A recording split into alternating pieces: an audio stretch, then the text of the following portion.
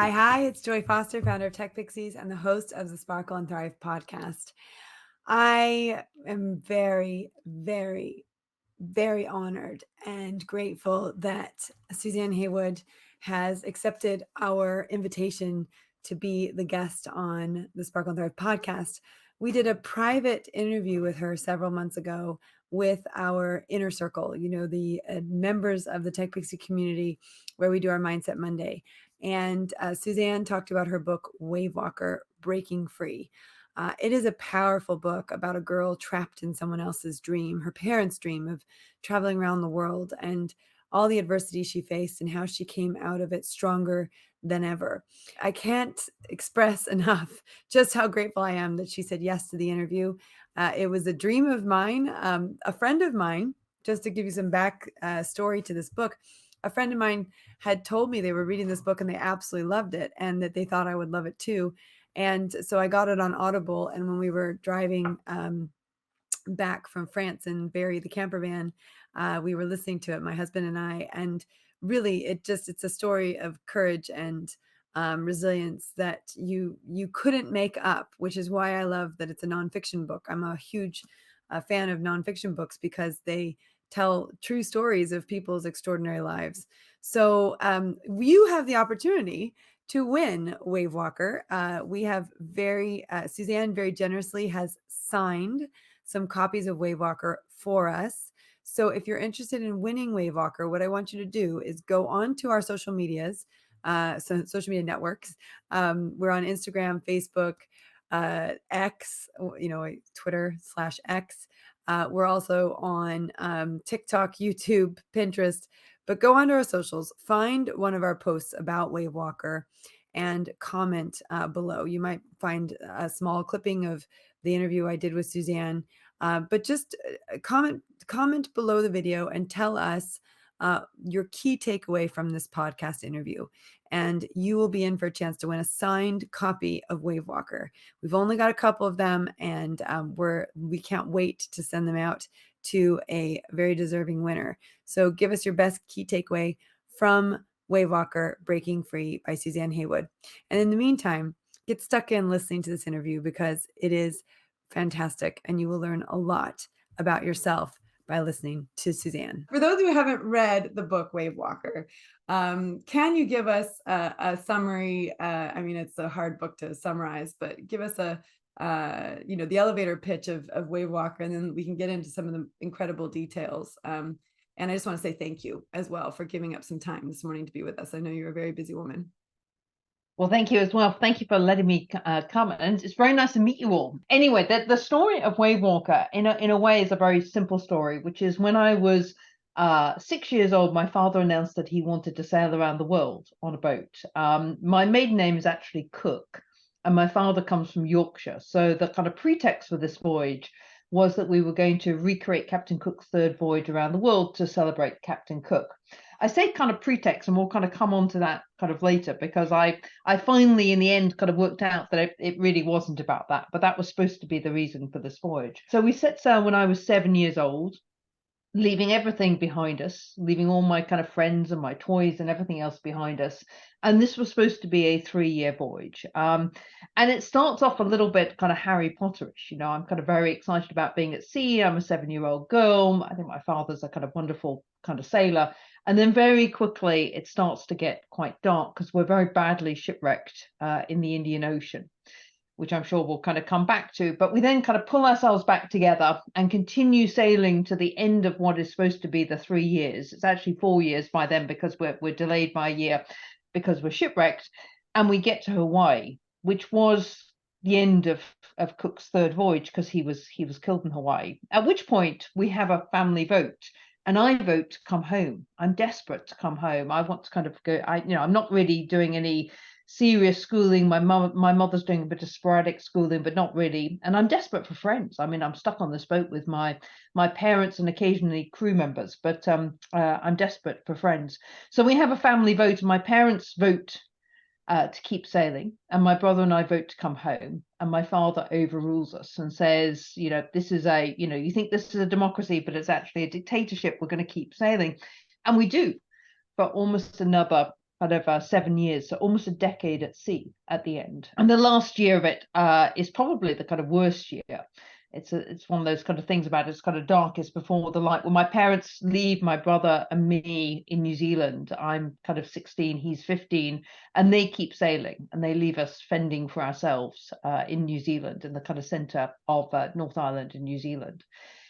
Anyway, somehow through all of that, I decide the way to get out of this is to educate myself. So I'm trying my best to kind of educate myself on this boat, and as I'm sure we're going to get into, that's not straightforward, because educating yourself on the boat is pretty hard, because the only way in which I can do it is by correspondence, but I don't have an address. And my parents, by this point, have turned the boat into a floating kind of like a hotel, because we'd run out of money. I mean, we're incredibly poor. It looks, I mean, that's one of the kind of interesting things about this lifestyle, is it looks from the outside like an incredibly glamorous way to live. But a lot of sailors, I mean, some sailors are very wealthy, but a lot of sailors are very poor, because it's quite an expensive lifestyle. And of course, you're not really earning any sensible money at all. So we were very poor. We often didn't have enough food. All my clothes were kind of secondhand. And eventually my parents decided to take these kind of paying crew on the boat. So I was expected to kind of work and cook and clean for the crew. So eventually I managed through this correspondence course to get myself a university interview, and I come back to the UK and I get into university. So that's a summary. It's a kind of decade-long journey, although condensed into a book, with many kind of ups and downs along the way. Well, that was a brilliant synopsis. I think you might have done that before. Thank you. The way the book was described to me is this girl's trapped on a boat for a decade, right? And I start reading the book and I think, well, she sort of seems a bit excited about this trip. And it's, it's actually an adventure. And, and like you said, that everyone voted yes. And so it starts out with this sense of adventure. And did you genuinely feel a sense of adventure when you started out and excited about it? Yeah, I mean, I had kind of mixed emotions, because I was leaving everything I knew behind. I mean, I was 7 years old, but I was leaving everything behind that I knew in the UK. So my best friend, my doll's house, which I just got for Christmas, which sounds like a kind of silly thing, but the kind of doll's house loomed very large in my memory. My dog, Rusty, who I never saw again, actually. So everything I knew, as well as every relative I knew, I was leaving behind. On the other hand, I was, like many little girls, I kind of hero worshipped my father, at least at the start. And so if he was going to go on this journey, of course I was going to go with him. And anyway, you wouldn't really question that at kind of 7 years old. So I had mixed feelings. I also don't think I really understood when I started what I was getting into. And you have this kind of implicit trust in your parents that it's all going to be kind of fine. So I was excited when we kind of set sail, but it was kind of mixed. But the promise was we were going to come back after 3 years. And what's interesting about that as well is you said earlier on that wasn't the initial intent of the trip was to follow Cook around. So one of the things that's very important for people to understand if they've not read the book, because I didn't know this, Cook sailed the opposite direction around the world. So he sailed against the normal route you would go. So that meant he would have hit a lot of storms, and you hit a lot of storms as well because you went in that direction. And there's some very scary parts in the book. Obviously, there's the really bad shipwreck. There's a few in the book, but one that's particularly bad, where you got hit in the head and you almost died. So talk about that. And also in the shipwreck, you lose the navigation tool, which I thought was super powerful. In the sense that the compass breaks, the main compass that you use breaks. So you had to get to a place to save your life, but it wasn't straightforward. No, that's right. So kind of Cook sailed, as you say, he sailed the kind of wrong way around the world. And by that, I mean, most people sail from east to west around the world. And the reason why you sail from east to west is most people sail near the equator. And if you sail near the equator, all the winds tend to go around the planet east to west near the equator. And the seas aren't too bad if you sail near the equator, because there's lots of land masses around the center of the globe. So it kind of breaks up the storms. Cook decided to go from west to east, and he was doing that because, without going into too much history, he was trying to find the northeast passage around the top of North America. So he was heading kind of west to east. But if you're going to sail west to east, you've got to go very far south to catch the wind. And that meant that the route that we were taking following him was in the very, very southern Atlantic Ocean. So we went from the UK down to South America and then across the southern Atlantic Ocean to South Africa, which is a very, very rough sea to cross from kind of west to east. And then we sailed, even worse, from South Africa to Australia. And those are the two worst oceans to cross. And, you know, talking to other sailors, you know, they're and of course, I didn't realize this at the time, they're horrified at the idea that, you know, you would take two small children on a boat crossing those oceans, particularly in a time where the only navigation aids that we had on board were a compass, as you said, and a sextant. We weren't sailing in a fleet. We had no kind of backup, you know, nothing like this. So that first really bad leg, which was South America to South Africa, that was the one where we broke the compass. The compass broke. And we ended up, in the end, we had a kind of backup compass that we eventually found. But that's, you know, if we hadn't found that, we wouldn't have known where we were. And even with that, it didn't work very well, you know, for kind of complicated reasons. You know, you have to get a compass fixed on a boat. It's got to be kind of adjusted, and, you know, this backup one was kind of terrible. So that was a very bad trip. But as you say, the kind of much worse trip was the one that we then did from South Africa to Australia. And my mother, by that point, had kind of fallen out with the crew that we'd had up to that point. So we had two novice crew members on board as we set sail from South Africa. And the winds became really, really, really rough, as they do. And the waves build up, because the problem is there's no landmass to break the waves. So they become incredibly large in the kind of southern Indian Ocean and southern Atlantic. And eventually we were sailing in kind of 30-foot high waves, kind of trying to surf down each wave, trying to keep the boat perpendicular to the wave, because if you kind of take it at any sort of angle, the boat can flip. And eventually what happened is several waves combined together and they curled over the back of the boat, smashed through the kind of the deck halfway down the boat and out through the side. And I was standing in the main cabin, and I'm flung up against the ceiling of the cabin and then against the wall. And I fracture my skull, break my nose, and I end up with this kind of huge swelling on my head. And then, of course, the other problem that we have is, although by that point that the kind of compass had been repaired in South Africa, my father had been unable to take a sight using the sextant to work out where we are. And we're in an age before satellite navigation, so we don't know where we are, really. So by dead reckoning, and the occasional kind of glimpse of sunlight, he managed to get us to this tiny island 3 days later. But we all thought we were going to die. I mean, the boat was filling up with water. We were desperately kind of pumping. My head was kind of getting kind of bigger and bigger. We eventually made it to this tiny island called Isle Amsterdam in the middle of the Indian Ocean, which you can find on Google Maps, but you have to kind of zoom in a very, very long way. And on that island is a tiny little base with about 20 men.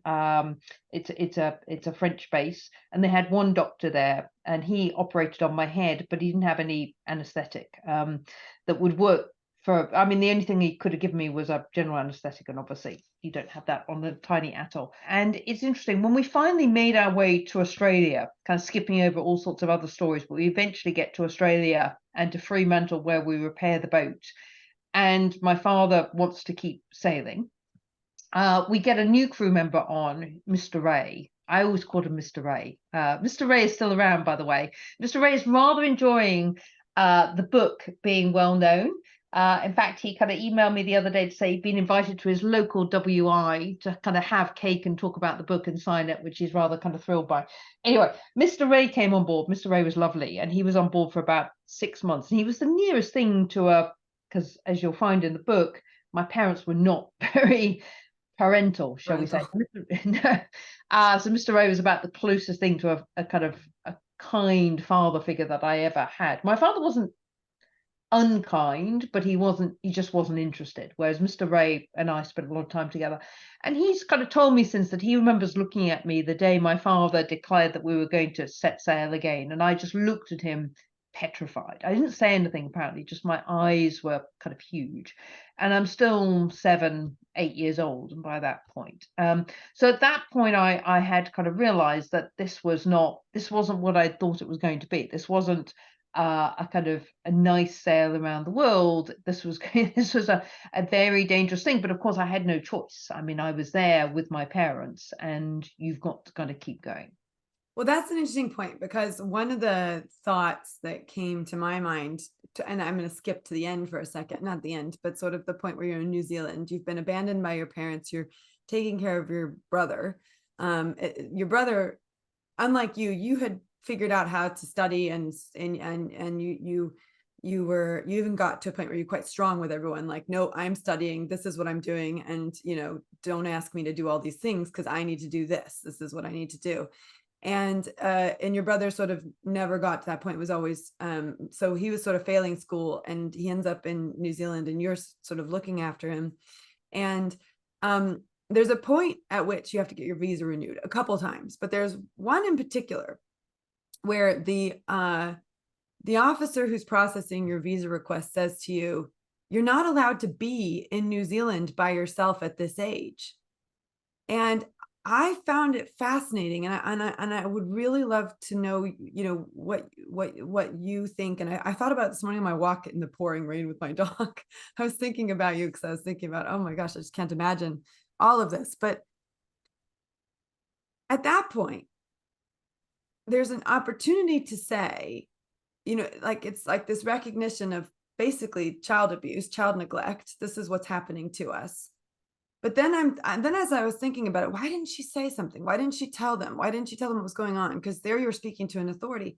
And then I thought two things, and I'm really curious about what, and again, I'm not a mind reader, as none of us are. So I'd love to know what you thought. And I thought, okay, there's two things. One, there was a fear of having to go back out on the boat. I feel like in some ways, and maybe you can answer this question better than I can deduce, but I feel like your dad, rather than going on this adventure with Cook, was probably avoiding taxes, and then didn't want to come back to live in reality, and like wanted to stay away from all the things he needed to do and to be an upstanding citizen.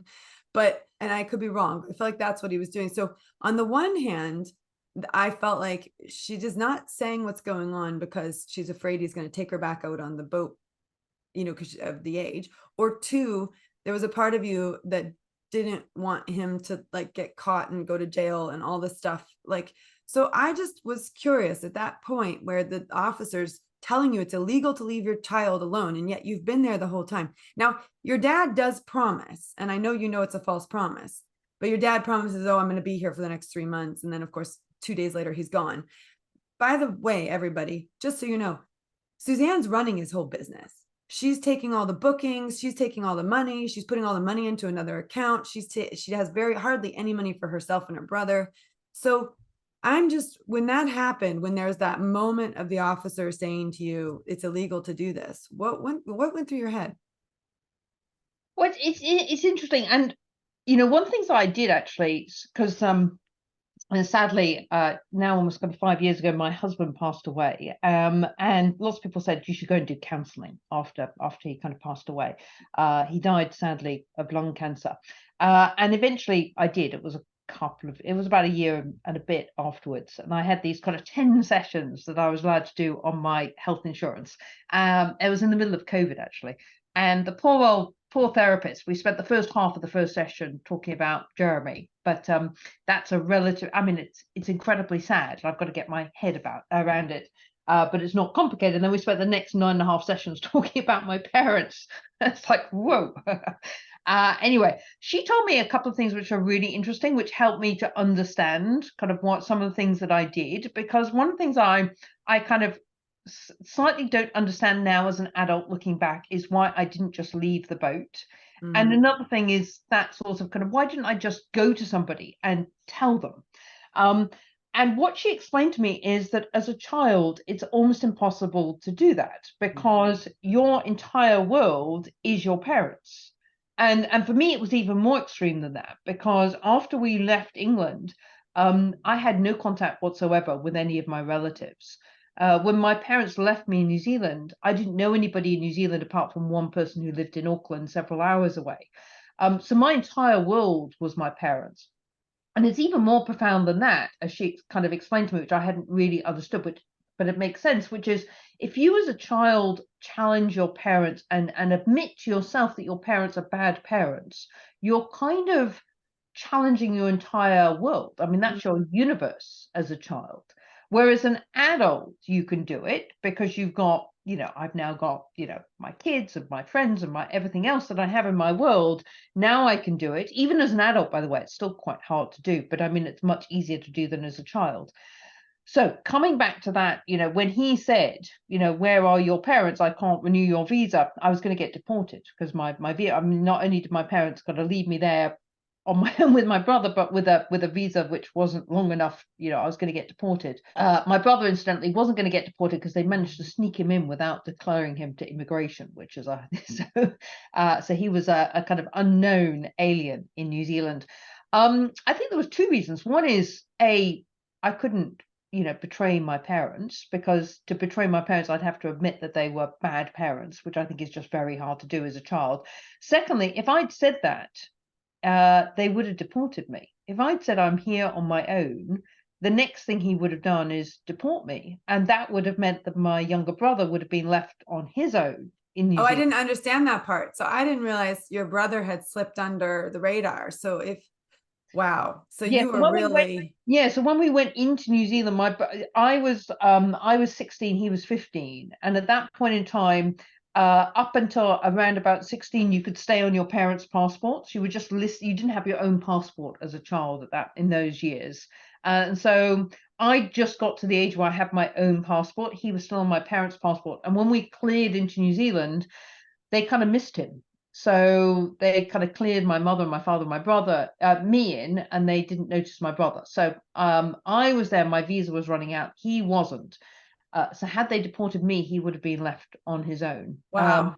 So that now that makes a lot of sense to me. Yeah. But also, I get what you're saying, because actually, interestingly enough, you've written the book as an adult looking back.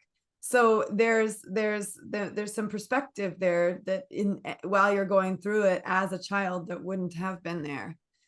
Yeah, no, I have to say, as a kind of adult looking back, I'm much more kind of critical of my parents than I was at the time. But I've kind of written the book as I experienced it, because I want people, when they read it, to come to their own conclusions, rather than me kind of layering in kind of all of my kind of perspectives as an adult. But yes, my fear was I would be deported, and also, as I say, this kind of I'm betraying my parents. But if I was deported, I would be kind of abandoning my brother, but also I would be deported to where? I mean, I hadn't been back to the UK Well, but you for a and you decade, talk so you where would I talk go? about that when you do eventually come to Oxford and you come over for your interview and you're staying with your family and that you haven't seen them pretty much since you were a little child. You don't remember them, they don't remember you, and you said it's like being in the house of a stranger, like someone you didn't know at all. And I just can't imagine. I was thinking about that, like just not knowing my family at all, and what that would be like. Well, first of all, I want to go back for a second. I know we're sort of jumping around the book, but there's so many treasures in this book. When you decide, you want to go to university, I love how you just write to all the universities and you just say, this is the situation. You wrote to Harvard, you wrote to Oxford, you wrote to, was it University of Melbourne, or yeah? I think Sydney. And by the way, it sounds, and I realize this now in kind of retrospect, like I was deliberately writing to every elite university in the world with this kind of perception that I was some sort of kind of academic genius. But the reality was, those were the only universities I'd ever heard of. I mean, you worked really hard on those exams and you did really well on those exams, but it's interesting that those are the only ones you'd ever heard of. So those are the ones you wrote to. Yeah. No, I mean, I knew I was academic because I'd had a kind of brief period in Australia at school and had kind of found it relatively easy to kind of, so I knew, and that had convinced me that this was the escape route. If I was going to find an escape route off this boat, it was going to be by educating myself, and there was a possibility of doing it. And so I decided I was going to apply to university. I'm the first person in my family to go to university, so it's not like I have a kind of big family of people who've been to university. and I kind of just sat there in this hut that I was living in New Zealand, and I wrote to every university I'd heard of. And as you say, it was kind of all the well-known ones. But of course, Well, I and it had was like University of Oxford, Oxford, and like yeah, Harvard yeah. University, I had no address, Harvard, so it was kind of Boston. it was well, no, it wasn't. You see, so I wrote to Harvard University, Harvard America, and they never responded. And of course, I now know that Harvard is not in In Harvard. So Harvard, it's in Boston. yeah, Oh my gosh, wow. you know, Well, you know. Harvard would have been very lucky to have you, but I'm glad Oxford got you. So Um, yeah, so I wrote to every university I'd heard of. So I wrote to Sydney University, Sydney, Australia; Auckland University, Auckland, New Zealand; London University, London, England; Oxford, Cambridge, Harvard. Those are the ones I remember writing to. They're all the obvious ones if you kind of sat down and thought about it. And most of them wrote back and said no. So Auckland wrote back and said, you can't come here because you're not a New Zealander. Sydney wrote back and said, you can't come here because you're not a kind of Australian. Harvard didn't write back, probably because they never got the letter. London wrote back and said, you're just too strange. You know, we just wouldn't know how to kind of process. I mean, I don't think they used the word strange, but they just said, we can't consider your application. what to do. And Oxford wrote back amazingly and said, write us a couple of essays and we'll think about it. I love that they did that. And then you had well, he ended up being an ex-boyfriend, but you had a boyfriend at the time who helped talk you through what you should write about. And that was an interesting process. Yeah, I mean, so the issue for me was, I mean, I was aware enough because I knew, you know, I had met other kids along the way, that the way in which I was educating myself was just a much more kind of painful way of doing it than other kids were going through. And I also knew that in England, people only did 3 subjects for A level. I was actually doing kind of 6 because that was the Australian system that I was in. So I figured for all sorts of reasons, I had a massive disadvantage, even writing the 2 essays. Because if I tried to write normal essays, then somebody sitting in a normal school environment who could go to a library. I mean, I didn't have a library to go to. I mean, Rotorua, I was near Rotorua, had a kind of local library, but I mean, didn't have any relevant books that I could use. And I tried at one point to go, my brother was enrolled in a local school. I tried to go and use their facilities at one point, and the school had informed me that they That was a heartbreaking moment. I just have to say, I don't want to skip over that point. When that moment happens, so you go to your brother's school and you're asking them to use a microscope, and that you sat there all day. I mean, one of the things I think everybody needs to understand is she couldn't work, and so she's at home all day by herself, and her brother's in school, and you're having to do everything for him and for yourself, and you're totally isolated. You have a dog, I think, at this point, but other than the dog, you're totally isolated. And so you go in to ask to use microscope, and you've been waiting all day, and the principal comes in and says no and basically walks out. And I mean, it was like your world crushed in that moment. I was in so much pain listening to that point of the book because I knew how isolated you were and how hard that was. And that's still I mean, of all the points in the book, that was one of the hardest points for me to listen to. Well, it's amazing how people become very wedded to particular rules. So obviously the school had a rule which was, if you're not a student here, you can't use the facilities. And they had no way of kind of, first of all, kind of comprehending that I had nowhere else to go, and no kind of humanity about it. It's kind of amazing. And I'm sure they did have a rule which said, yeah, you have to be a student to use the facilities. But it always amazes. It's amazed me. It's been one of the kind of things I've always kind of kept with me as an adult, which is being willing to bend rules where there's good justification, because you make up a rule and it can be fine for 99.9% of cases, but it's not, you know, in the other one. So yes, I needed to use a microscope because I was trying to study biology, and one of the requirements of the course is I had to do a couple of drawings of things under a microscope. So I just went to my brother's school to see if they would, and they just refused to let me use a microscope, which is a kind of horrible thing to do, I have to say. Anyway, I eventually did find one. I met a man from the Milk Marketing Board who let me use his. Anyway, so I wrote to her, and so I had to do 2 very different essays to what anybody else was going to do, because I knew if, say, I want to study biology, I knew if I wrote an essay, for example, on the discovery of DNA, somebody else was going to write a much better essay than I could, because they could get hold of all the books. So I wrote one essay about studying science at sea, because I figured that was nobody else could beat me on that one. And then the other one was a very obscure topic, which was actually suggested to me by my biology teacher at the correspondence school. And that was whether or not mankind is a domesticated animal, which had the great benefit of being so obscure that nobody else would have written an essay on it. And so those are my two essays. And on the basis of that, Oxford said to me, okay, if you can get together enough money to get an air ticket to come here, we'll give you an interview. And so I went and earned money kiwi fruit picking. I got a bit of money from my father, and I got a one-way ticket back to the UK. And that's another moment where, as a kind of adult, I look back and I think, okay, but what was your plan B? And the answer is there wasn't a plan B. I mean, sometimes in life there is just a plan A. Plan A doesn't work. I don't know what plan B was, but plan A was, get to Oxford, somehow convince them that they should let me in. And thankfully, kind of plan A worked. Although, as you said, when I got back to the UK, it was actually much tougher than I thought it was going to be. I mean, I hadn't seen any of my already been in contact with any of my relatives for a decade, and I just felt very uncomfortable when I came back. Well, and not only that, but just circling back to your Pam, who helped you make the skirt for the interview. You were wearing clothes you made into the interview at Oxford. I mean, it was one of the parts that I absolutely love about the book was, or in the one of the parts in the book. I mean, it was just it's a very touching book, but where Pam says to you, I felt like that was something I could do to, you wearing the skirt we made, it felt like I had done something to help. Was she aware, I mean, of what was going on, to the extent that it was going on? I think she was, although, back to this thing about not being able to criticize your parents. I mean, I don't remember that I ever did to her.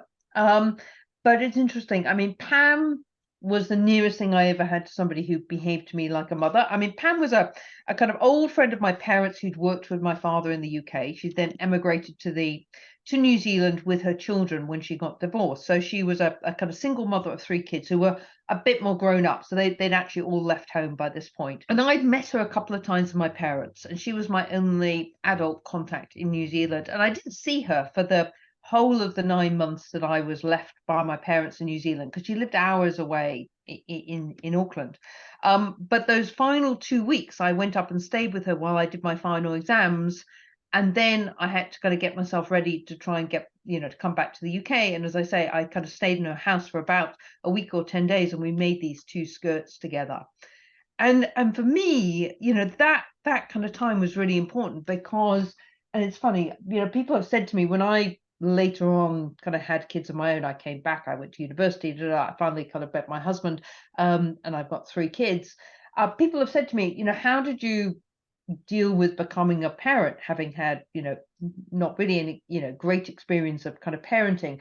And it's funny, I kind of channeled Pam and Mr. Ray. And one of my learnings is I mean, it's amazing how you can kind of, so long as you can experience a little bit of good parenting, you just got to focus on that. I mean, I'm sure my kids will tell you lots of things that I've not been good at, but Pam was lovely. And what was lovely about Pam is, she just desperately wanted to help me. And she and I made these 2 skirts, and she kind of looked after me. By the time I turned up in her house, I was kind of terribly kind of malnourished and, tired, and, because I'd been living basically looking after my brother for 9 months. But even so, when I finally then turned up in Oxford for these interviews, that was the moment where it all kind of hit me, in that I was wearing one of these skirts, which was like an ankle length wool skirt.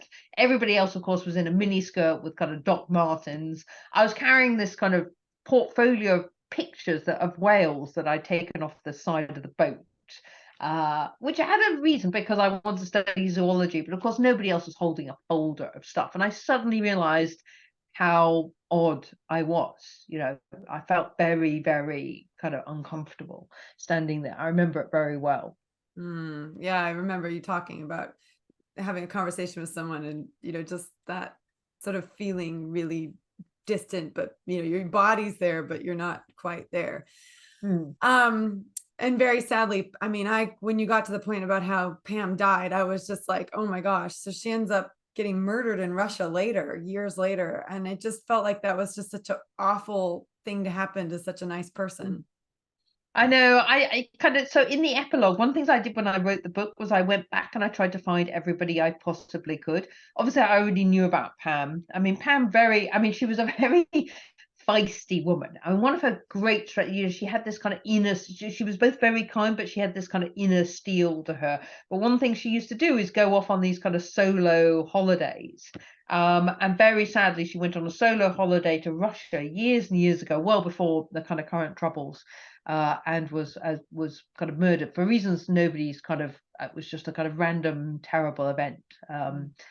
So yes, no, she's kind of sadly no longer around, which is a great sadness. Mr. Ray is, as I say, and enjoying he's not very well, sadly, Mr. Ray, but he is enjoying his moment of fame. I love that. Okay, so I don't want to now. You guys think we've told you the whole story. We haven't told you the whole story because it wasn't. I didn't expect the ending. I did not expect what happened and what you ended up doing. But so unless you want to talk about it, I would rather leave it for the ladies to go and read the book and finish it because it's a wonderful way, I think, to bring things home and and that's one thing you say in the book is people are always surprised when they meet you that you turned out so normal. It's like and then there's been an additional tragedy, you losing your husband and you've got young children. It's not, it wasn't straightforward that either. But not only that, but you've gone on to have an incredible career. And, so I think two things that I want to bring to our listeners is that you are a living, breathing example of someone who has overcome trauma on many levels, and have been able to build a life that is relatively normal and stable, right? I mean, considering how you grew up, it is very stable. So that was one of my questions was when you became a mother, and I know you said that you get this a lot, but when you it sounds like you channeled Mr. Ray and Pam. What was really important to you to do differently? And then of course you weren't expecting to lose your husband either, and you've had to now navigate that. So how have you done all of that? Well, it's interesting. I remember sitting down with my husband before we had kids, and he was one of the people who I told the full story to. Because the interesting thing about my childhood is, as you say, when I meet, well, first of all, people never kind of expect that, because if they just met me as a normal person, they just assume that everything was normal. Particularly, having been to university, they just assume that you must have gone to a kind of normal school and everything else was normal beforehand. But I remember sitting down with Jeremy, and maybe everybody does this, but we talked about our own kind of childhoods, and then obviously he knew the whole boat story, or at least as much of it as I processed by that point. Because actually one of the interesting thing was when I came to write the book, I actually had to then kind of reprocess lots of it, and a lot of it I'd kind of somewhat suppressed. And for example, I went back and read my diaries, and it was all much more vivid than I'd kind of allowed myself to kind of remember. But he knew the gist of it. And there were things he wanted to change from his own childhood. I mean, he actually came from a very, dare I say it, kind of normal, although there is no such thing as normal, but a much more conventional childhood with kind of a father who was a teacher and a mother who was an archaeologist, and a small, he has one brother, loving kind of family, but his father was quite kind of remote, as that kind of generation of fathers were. So he didn't want to be as remote with kids as his father was. And then of course for me it was very interesting because I had to really sit and think about what's important as a parent. And one of the things that I concluded is actually being there the whole time is not important. I mean, my parents were there the whole time. I mean, they were on that boat with me 24 hours a day. Obviously being around for your kids is important, but you just don't have to do it the whole time. What is important is, what I concluded was important was kind of unconditional love, absolutely kind of unconditional love, kind of, and then being there when they need you, knowing that they've got that kind of safety net that is kind of there.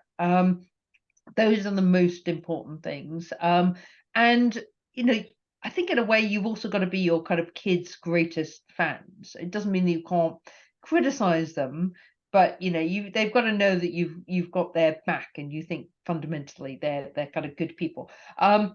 And so that kind of informed, combined with a little bit of Mr. Ray and Pam, kind of informed my approach to parenting. One of the good things about that is it meant that I didn't have quite. I mean, it's quite interesting. I have kind of gone on and had a kind of partly through luck and partly through kind of resilience and other things. I've gone on and done a lot of things, and I think having escaped from my childhood, two things I think kind of have really helped me. Now I've had time, particularly kind of having written the book and talked about it, reflecting back. One is the resilience. So if I hit an obstacle, I do naturally go back to, okay, this is not as bad as sitting on a boat as a 7-year-old shipwrecked in the Indian Ocean with my head fractured. And that sounds like a joke. And at one level, it is a little bit of a joke, but I do literally do that. I do literally kind of put things into perspective. So somebody comes and dents your car. Okay, that's bad. It's not really bad. I know what really bad looks like, and that's not really bad. So I can kind of sort the car out. And then the other thing which I think I benefited from was I didn't grow up in a conventional social structure. And the benefit of that is, although my parents were very sexist, and you can see that in the book, they were very sexist about what they wanted me to do on the boat versus my brother. They were very sexist about caring about his education, not caring about my education. My mother, sadly had a very different attitude to my brother than to me. She kind of, once I hit puberty, she really disliked me and kind of, was quite nasty to me. Thought my brother was, adorable. So although I'd experienced a lot of sexism as a child, what I didn't get was a lot of kind of social conventions around what women should do and what men should do. And that has kind of enabled me to just ignore those social conventions quite often and just kind of run at things. And all the social conventions about, what you're supposed to do in terms of kind of work and what sectors you work in, and all of those I just kind of ignore. And those have been two kind of benefits of it. But it is true that when people kind of meet me, they, up until now, of course, now the book's out there, but they have not. I come across quite normal. Most of that is kind of internalized. Was it important for your healing to write the book? Yeah, no, it was really important, but really, really difficult, because I knew, so my parents are very difficult people to me, and they're still alive.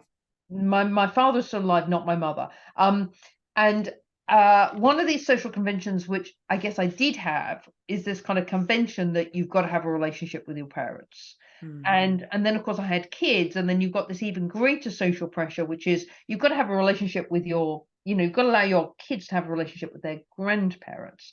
And that's a very big kind of social pressure.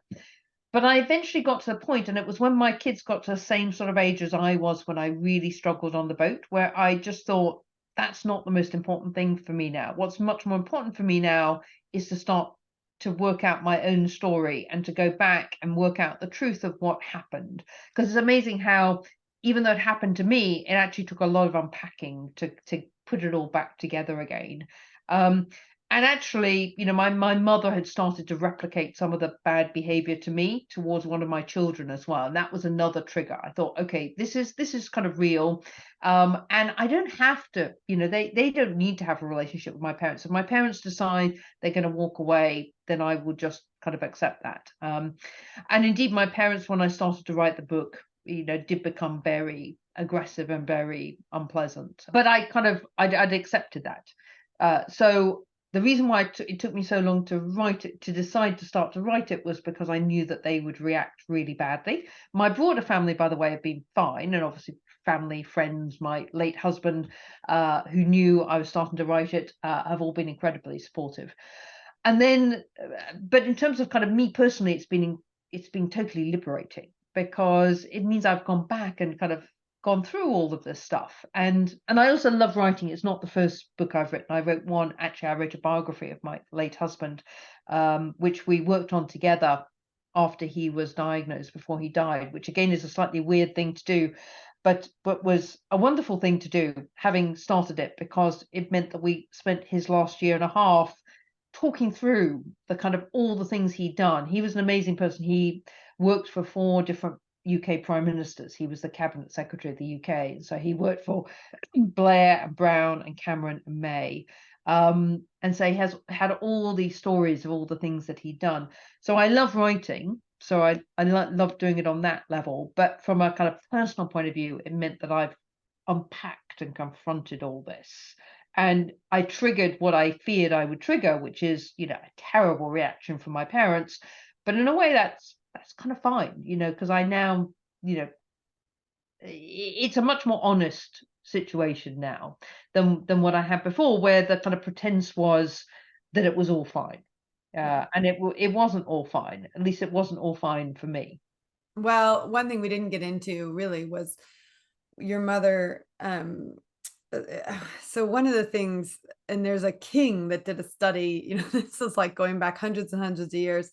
He wanted to see what would happen to a child if it was ignored by its mother. And basically what happens to a child when it's ignored by its mother is that it dies. And it's a very gruesome study, but it was also one of the first social studies to help us determine that actually love and attention matters. It's not just food. And actually what your mother did throughout the book, which I just found really heartbreaking, was she just ignored you, like blanket ignored you, wouldn't speak to you, wouldn't talk to you, and just chose to do that. And it's a very unhealthy way of managing a situation, which, we know now, one of the worst things you can do is to ignore a child. But, I had 2 mothers and 2 fathers, and none of them ignored me. And it was just a lot of attention actually from 4 parents. So, I just can't imagine what that would have felt like. And I know that would have shaped your ability to mother your children. And I know none of them were ever ignored, because, just from reading the book, I can tell what kind of an amazing person you are. I just want to say thank you. We have a community of women. We have a community of listeners who have all had their own personal traumas on all different levels. And I know parts of your story will resonate with them. And I know one of the things that we teach at TechPixies is how to overcome your fear of social media in order to get your message out there. And that I say your message is more important than your fear of getting that message out there. And I think one of the things I want to take away from today was that processing your message and really ultimately getting your message out there through the book actually was a huge healing tool for you. But also what a gift it is for your children, not only to have your story, but their father's story as well. And I just want to say thank you for the time that you've given us today. It's very easy for other people to look at people who are successful and feel that it's all been very straightforward. But the fact of the matter is, everybody's life has obstacles. I mean, and it's not a kind of relative competition, because we all face obstacles, and something that can be big for somebody else can be very small for, a different person. So the thing for me is, how do you kind of get over those obstacles? And I think that's one of the things that you do at TechPixies. How do you kind of pick yourself up and keep going, kind of confront the obstacles, kind of share them if that's a kind of useful thing to do, as it was for me, and then just keep plowing on, because the biggest thing that I guess I've learned in my life is, if you can pick yourself up whatever the kind of world throws at you and keep plowing on, actually, tomorrow is another day, and other good things will happen. I mean, I've also been blessed in my life by lots of good things happening. I met my amazing husband. I was very, very lucky with him. I've got kind of 3 wonderful kids. As I say, I've kind of had kind of things that have gone wrong in my career, but I've also had things that have gone amazingly well. The book was fantastically exciting to kind of write and get out there. So the thing for me is kind of getting hit by these things, but also picking yourself up and keeping going. And that's my biggest learning, I think, is not to let things kind of wipe you out. And as you say, people can be incredibly unpleasant. I mean, my mother was pretty unpleasant for me for most of my childhood, but I don't consider myself to be a victim. I consider myself to be a survivor. and I'm not going to let my life be defined by that. I have to kind of accept that leaves certain scars, and I know that means that I tend to be particularly sensitive to one of the things I always kind of explain to people, particularly I explained to kind of Jeremy, was I have this kind of ongoing fear of being abandoned. That's just a little part of me that I will never lose, because I was repeatedly abandoned by my parents. I can't heal that. I can't kind of get rid of that, but I can acknowledge it and I can share it with people, and then I can just keep going. And that I think is my kind of biggest learning. That's really powerful. Well, and for those that are in the community, one of the things that we do as part of TechPixies is something called brain priming. And there's 3 fundamental thoughts that we need to have sort of installed in our brains to function, without that constant fear, really. And one of them is I am safe, I am loved, and I am valued. And you really didn't have those 3 things in that whole time. But what is wonderful is you have brain-based evidence that you have those things now. And that can help, to change the neurological pathways in your brains to even subside with that. So really,